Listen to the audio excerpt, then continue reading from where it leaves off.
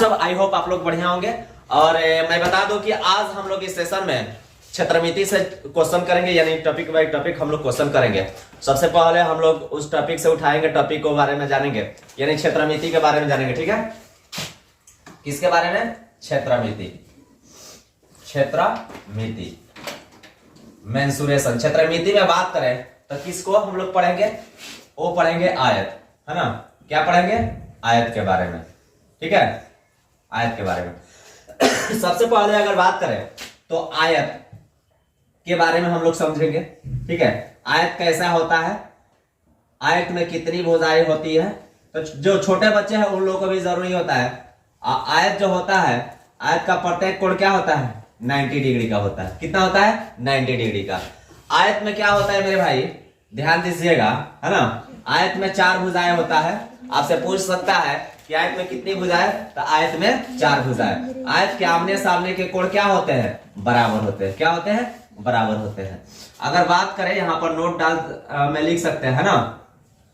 आयत, है ना, आयत के भुजाएं, है ना। भुजाएं कितनी होती है? आयत की भुजाएं की बात करें, भुजाएं कितनी होती है? 4, है ना। आयत में कितना डिग्री का कोण बनता है? बताओ, टोटल बताओ कितना होता है आयत में?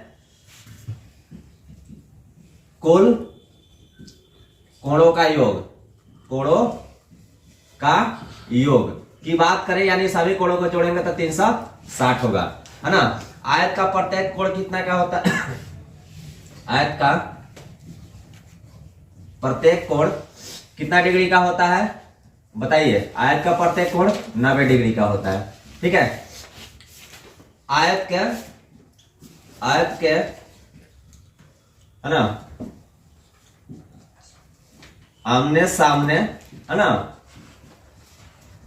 की भुजाएं, आमने सामने की भुजाएं बराबर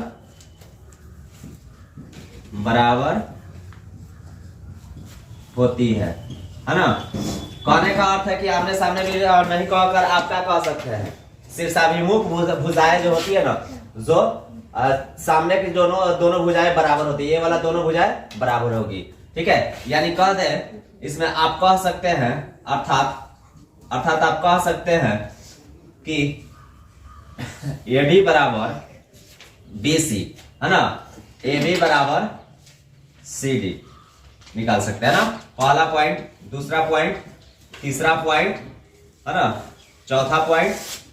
अगर बात करें क्षेत्रफल की, ठीक है, सूत्र की बात करें, एक कंसेप्ट रहता है, उसके बाद में आप आराम से बना सकते हैं। सूत्र की बात करें, यानी क्षेत्रफल की बात करें, क्षेत्रफल क्या होता है?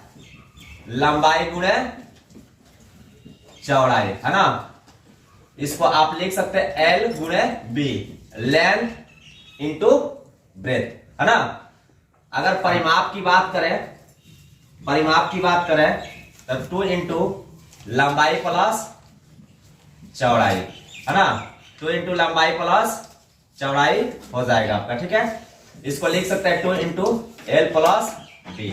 इतना आप कंफर्म कर लिए, इससे कोई भी क्वेश्चन आपसे छूटने वाला नहीं है। ठीक है, कोई क्वेश्चन छूटेगा जी नहीं। अब यहां पर क्वेश्चन की बात करते हैं, है ना। एक क्वेश्चन लिखना चाहेंगे, यदि किसी आयत की भुजाएं, आयत की लंबाई लिखेगा, आयत की लंबाई, है ना, 12 cm, क्या है? 12 सेमी, तथा चौड़ाई क्या है? चौड़ाई 10 सेमी हो तो क्षेत्रफल क्या होगा?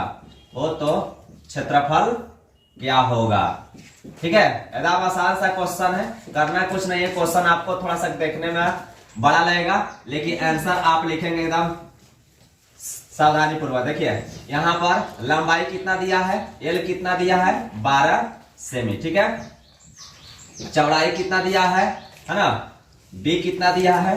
तो 10 सेमी। क्षेत्रफल क्या होता है?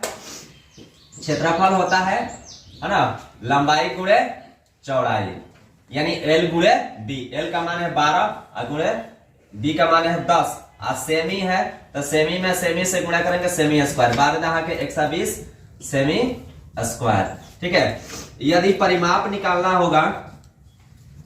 निकालना होगा तो बिल्कुल आसानी से निकाल सकते हैं। ठीक है, तो क्या होगा 2 इंटू लंबाई प्लस चौड़ाई कर सकते हैं। ठीक है, 2 इंटू लंबाई प्लस चौड़ाई। लंबाई क्या होता है ये देखिए, लंबाई आपका क्या है 12 है, चौड़ाई क्या है 10 है, सेमी है तो सेमी में डाल दीजिएगा। ठीक है, तो 12 और 10 22, 22 में 2 से गुणा कर दीजिएगा। ठीक है, 22 दूना 44 सेमी, क्या हो जाएगा 44 सेमी।